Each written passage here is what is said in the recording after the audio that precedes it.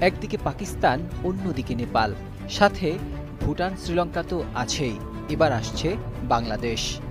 আর এই বাংলাদেশ এবার হাত দিতে যাচ্ছে ভারতের হৃৎপিণ্ডে। বাংলাদেশের অন্তর্বর্তী সরকার ক্ষমতায় আসার পর থেকে একের পর এক বাংলাদেশের পদক্ষেপে মোদি এখন পাগল প্রায়।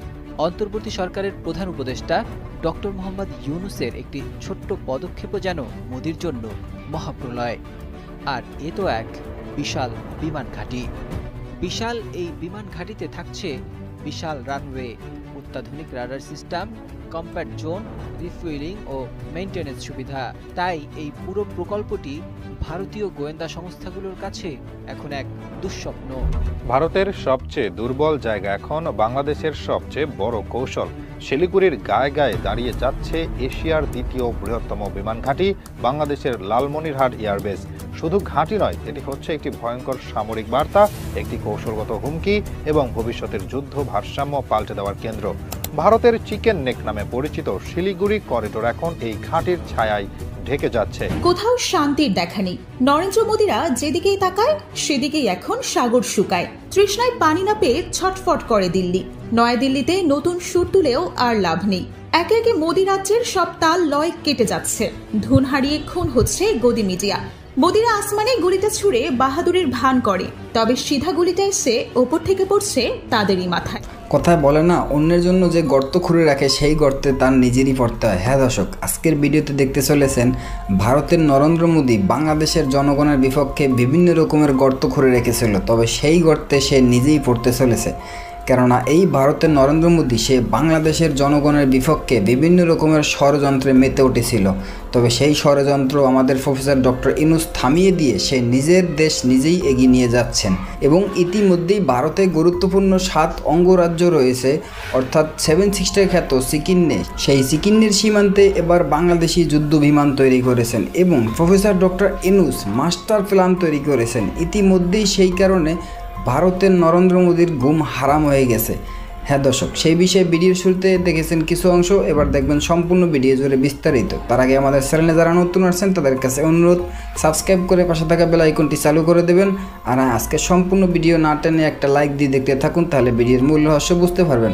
দর্শক আসুন এবার আমরা দেখে আসবো সেই ভারতের ভিতর 7 সিস্টার খ্যাত সিকিন্নের ভিতরে বাংলাদেশি যুদ্ধ বিমান তৈরি করতেছে এবং সেই জায়গা নিয়ে professor doctor Yunus master plan তৈরি করতেছে। এবং তার পূর্বে একটু দেখে আসবো ভারতের নরেন্দ্র মোদী বাংলাদেশকে নিয়ে ষড়যন্ত্র করেছেন, সেই ষড়যন্ত্র থামিয়ে দিয়েছেন ডক্টর ইউনূস এবং ভারতের নরেন্দ্র মোদী মহাবিপদে পড়তে চলেছেন সেই বিষয়ে। কোথাও শান্তির দেখা নেই। নরেন্দ্র মোদীরা যেদিকেই তাকায় সেদিকেই এখন সাগর শুকায়। তৃষ্ণায় পানি না পেয়ে ছটফট করে দিল্লি। নয়াদিল্লিতে নতুন সুর তুলেও আর লাভ নেই। একে একে মোদী রাজ্যের সব তাল লয় কেটে যাচ্ছে। ধুন হারিয়ে খুন হচ্ছে গদি মিডিয়া। মোদীরা আসমানে গুলিটা ছুড়ে বাহাদুরের ভান করে, তবে সিধা গুলিটা এসে ওপর থেকে পড়ছে তাদেরই মাথায়। নয়াদিল্লি খিল্লি করেও আর পাত্তা পাচ্ছে না, কেউ তাদের আর ধরছে না গোনায়। শুদ্ধ হিন্দু রাষ্ট্রের স্বপ্নে বিভোর মোদী অমিত শাহদের শুধু কেটে যাচ্ছে। তারা কোনো মতেই বুঝতে পারছে না আসল নাটাইটা আসলে কাদের হাতে, কে খেলছে আসল খেলা। মাস্টার পরিকল্পনার পরই উড়ে গেছে বহুদূর। কল্পনার করাঘাত এখন দুঃস্বপ্ন হয়ে ফিরছে দিল্লিতে। পিয়াসে ভোগা দিল্লির পাপিয়া এখন বড্ড নিরাশ। কোথাও এখন কিচ্ছুটি নেই। হাহাকার কেবল ভর করে তাদের চোখের তারায়। হাসিনা হারানোর বেদনার ঘোর ভরসায় তারা শুনতে চাইছে চৈতি কোকিলের ডাক, কিন্তু ওয়েটিং ফর গর্জনাটকের মঞ্চায়নে নিরাশ তারা। বড় তো আর আসে না, দিল্লির মুখও আর হাসে না। উল্টো বেরসিক সময় ভারতকে তার যোগ্য পাওনা জুৎসই করেই বুঝিয়ে দিচ্ছে। একে একে তল্পিতল্পা সব কেড়ে নিচ্ছে। সাহসের সৎকার করে দিল্লি কিনছে কেবল শঙ্কা আর ভয়। বিপরীতে সার্জিক্যাল স্ট্রাইক ফিরছে দুঃস্বপ্ন হয়ে। বালাকোট মনে করাচ্ছে তাদের সামনে চরম দুঃসময়। এবার আরো এক পরাজয়ের সাক্ষী হলো ভারত। বাংলাদেশকে কাবু করতে গিয়ে উল্টো নাকানি চুবানি খেয়ে মোদীর দেশের সীমান্ত রক্ষীরা। বিএসএফ বুঝতে পারছে হাড়ে হাড়ে ফুরিয়ে গেছে তাদের রাজত্ব। ঝংকার শূন্য ঝলসা ঘর, শরাব সুরায় আর জমবে না গানের আশা। বাংলাদেশ আর চলছে না কোনো দিল্লি তাবেদারদের জমিদারির প্রথায়। কেউ আর চলবে না দিল্লির ইশারায়। দূর থেকে তাই রিমোট কন্ট্রোল টিপে কোনো লাভ নেই, বরং হাতের আঙুলগুলোতেই বাড়বে ব্যথা। এবার বিএসএফ এর ইসরায়েল স্টাইলের আগ্রাসনকে লাল কার্ড দেখালো দিনাজপুর। ইটের জবাব দিল আস্ত পাথরে। আর তাতে থেতলে গেল বিএসএফ তথা ভারতের দাম্ভিক মুখ। দিনাজপুরের বিরলে ধর্মজৈন সীমান্তে ঘটনার শুরু, সেখানেই হলো দারুণ শেষ। দুই বাংলাদেশি নাগরিককে ধরে নিয়ে গিয়েছিল বিএসএফ। তবে বিরলবাসী ঘটালো এক বিরল ঘটনা। কথিত পতাকা বৈঠক, বিএসএফ এর মুখ পানে চেয়ে অপেক্ষা করার পুরনো রীতি সব যেন উল্টে দিল এই দেশের জনগণ। দুই বাংলাদেশের বদলে তারাও ধরে নিয়ে আসলো দুই ভারতীয়কে। এরপর শুরু হলো কাটাকুটি খেলা, যে খেলায় আসল গোলটা দিল বিজিবি। বিএসএফ সোজা বোল্ট। এরপর যা ঘটার তাই ঘটল। নতজানু বিএসএফ পতাকা বৈঠকের আনুষ্ঠানিকতায় দুই বাংলাদেশিকে সসম্মানে ফেরত দিল। গোমরা মুখে ফিরিয়ে নিল দুই ভারতীয়কে।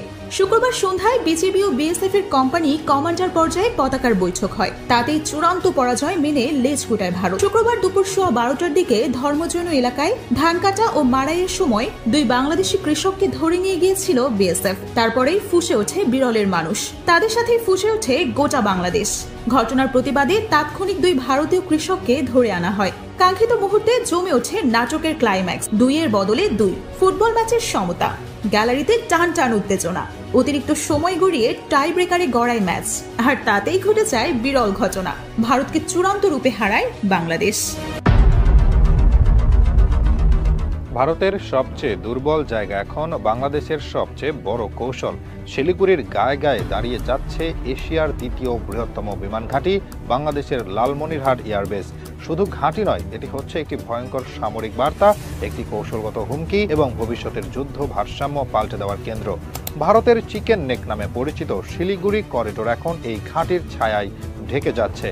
দিল্লির ভেতরে বসেই ভারত বুঝে গেছে বাংলাদেশ যা করছে সেটা কোনো প্রতিরক্ষামূলক প্রস্তুতি নয়, এটা আক্রমণ মোকাবেলার সক্ষমতা গড়ে তোলা, একদম শত্রুর গলার কাছে। চিকেন নেক করিডোর মানে ভারতের সেই 22 কিলোমিটার প্রশস্ত সরু ভূখণ্ড, যেটা ভারতের মূল ভূখণ্ডকে 7টি উত্তর পূর্ব রাজ্যের সঙ্গে যুক্ত করে রেখেছে। এই অঞ্চল ভারতের জন্য যে কতটা গুরুত্বপূর্ণ তা বোঝানোর জন্য যুদ্ধ লাগার দরকার পড়ে না। শুধু একটা বিমান ঘাঁটি, শুধু একটি মিসাইল রাডার, শুধু একটা ফাইটার জেট এখানে স্থাপিত হলে ভারতের উত্তর পূর্ব অংশ পুরোপুরি বিচ্ছিন্ন হয়ে যাবে। আর সেই কাজটাই এখন করছে বাংলাদেশ। লালমনিরহাট ঘাঁটি এখন শুধু একটি রানওয়ে নয়, এটি হচ্ছে একসাথে radar command, UAV operation centre, fighter squadron hanger এবং সামরিক প্রশিক্ষণ ইউনিটের একক মিলিটারি কমপ্লেক্স। এবং এটিকে ঘিরেই তৈরি হচ্ছে দেশের বৃহত্তম অ্যারোস্পেস ইউনিভার্সিটি, যেখান থেকে বের হবে বাংলাদেশের নিজস্ব প্রতিরক্ষা বিজ্ঞানী, প্রযুক্তিবিদ, ড্রোন অপারেটর ও কৌশল বিশ্লেষক। এই ঘাঁটি হবে বাংলাদেশের সামরিক মস্তিষ্ক, আর অবস্থান হবে ঠিক ভারতের গলার ওপর। চীনের BRI, তুরস্কের সামরিক প্রযুক্তি, রাশিয়ার সরাসরি অস্ত্র সহায়তা, সবকিছুর মধ্যে বাংলাদেশ এখন এমনভাবে নিজেকে বসাচ্ছে যেখানে এশিয়ার আধিপত্যের ছক নতুন করে আঁকা হচ্ছে। আগে যেখানে বাংলাদেশ ছিল একমাত্র ভোক্তা, অস্ত্র কিনতেও সিদ্ধান্ত নিত না, এখন সেখানে বাংলাদেশ বলছে আমরাও নির্মাতা হব, আমরাও রণপ্রস্তুতির নেতা হব।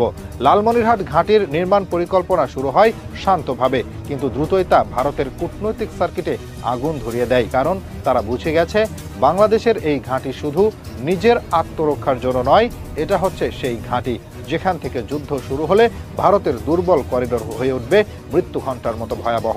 এখানে বসবে AES রাডার অর্থাৎ আধুনিক fire control, BVRAAM beyond visual range air to air missile এর প্রস্তুতি unit, UAV combat fleet multi role fighter deployment J-10C বা KAN সম্ভাব্য, ড্রোন ইনফ্রাস্ট্রাকচার ও রক্ষণাবেক্ষণ ইউনিট, এয়ারবোর্ন আর্লি ওয়ার্নিং এর লজিস্টিক ঘাঁটি। বাংলাদেশ এখন আর মুখে প্রতিরক্ষা আর কাজে দুর্বলতা দেখায় না, এখন কাজের মধ্যে যুদ্ধ প্রস্তুতি, শত্রুর ঘাড়ের কাছে দম ফেলার ক্ষমতা। ভারতের মিডিয়া এখন এই ঘাঁটির বিরুদ্ধে ভয় ছড়াচ্ছে, বাংলাদেশ চীনের ঘাঁটি বানাচ্ছে, এটা ভারতের বিরুদ্ধে ষড়যন্ত্র। প্রশ্ন হলো, ভারত কি আজ পর্যন্ত বাংলাদেশের প্রতিরক্ষায় 1 টাকাও দিয়েছে? ভারত কি কোনোদিন বাংলাদেশের জন্য কোনো রাডার সিস্টেম বা বিমান দিয়েছে? বরং তারা দিয়েছে পানি আটকে রাখা, সীমান্তে গুলি ও নিষেধাজ্ঞার ভয়। এখন বাংলাদেশ চীন বা তুরস্কের সাহায্যে যদি নিজেদের অস্ত্র বানায়, ঘাঁটি তৈরি করে, তাহলে ভারতের অসুবিধা কোথায়? এই ঘাঁটির মাধ্যমে বাংলাদেশ যে প্রভাব তৈরি করবে সেটা শুধু ভারতের বিরুদ্ধে নয়, আঞ্চলিক কৌশলগত ভারসাম্যেও বিশাল ধাক্কা দেবে। নেপাল, ভুটান, এমনকি মিয়ানমার এই ঘাঁটির আশেপাশে বাংলাদেশের সামরিক অবস্থানকে সম্মান জানাবে। আর চীন, তারা তো ইতিমধ্যেই বাংলাদেশকে এক কৌশলগত স্তম্ভ বলেই চিহ্নিত করেছে। ভারতের সর্বোচ্চ সামরিক পরিকল্পনা এখন লালমনিরহাট ঘাঁটি টপ স্ট্র্যাটেজিক থ্রেট হিসেবে চিহ্নিত। কারণ তারা জানে বাংলাদেশ যদি সত্যি এই ঘাঁটিকে সম্পূর্ণ সক্রিয় করে ফেলে তাহলে ভারতের যেটা এতদিন ধরে সীমান্তে সামরিক কৌশলে পুঁজি করে এসেছে সেটা এক ঝড়েই উড়ে যাবে।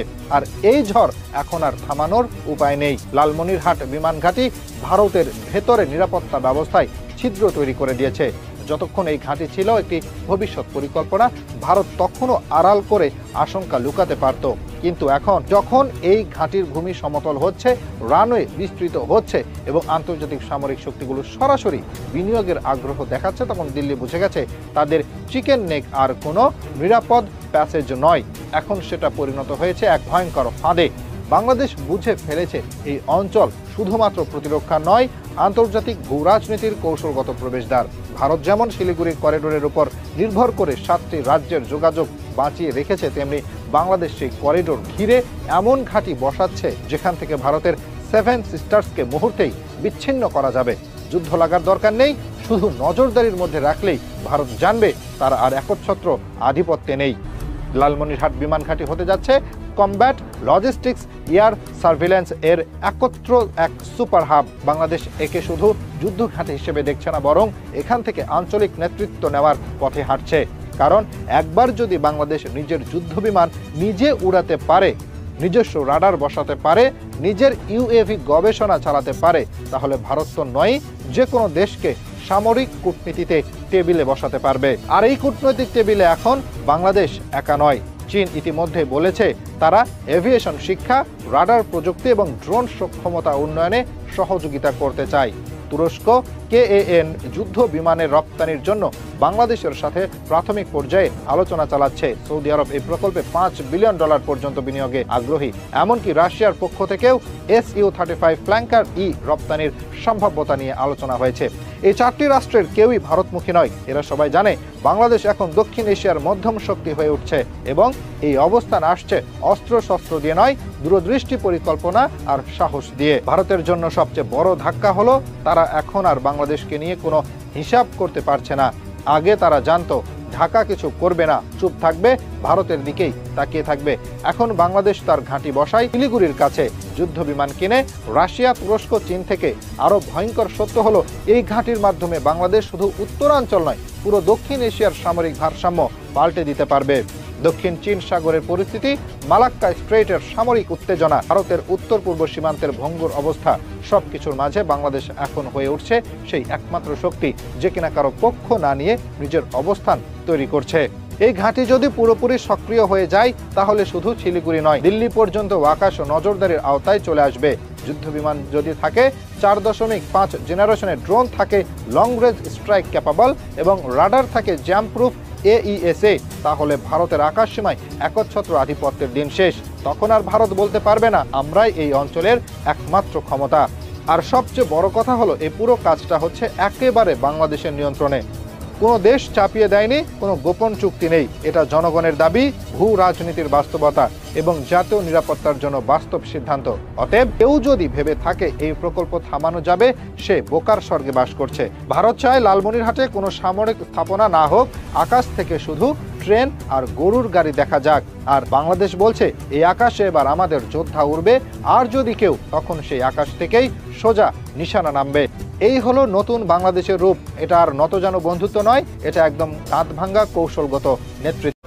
দর্শক, আমাদের এই বাংলাদেশ অনেক আগেই এরকম এগিয়ে যেত, তবে আমাদের শতের ভিতরে একজন প্রফেসর ডক্টর ইউনূস, সে এবার অন্য সব দেশের দিকে তাকাবে না এবং অন্য সব দেশের জন্য দাঁড়িয়ে থাকবে না, তার দেশ সে নিজেই এগিয়ে নিয়ে যাবেন। দর্শক, আজকের ভিডিও এ পর্যন্ত। নতুন কোনো ভিডিও কথা হবে নতুন কোনো বিষয় নিয়ে, তো তখন আমাদের সাথে থাকবেন। আসসালামু আলাইকুম, আল্লাহ হাফেজ।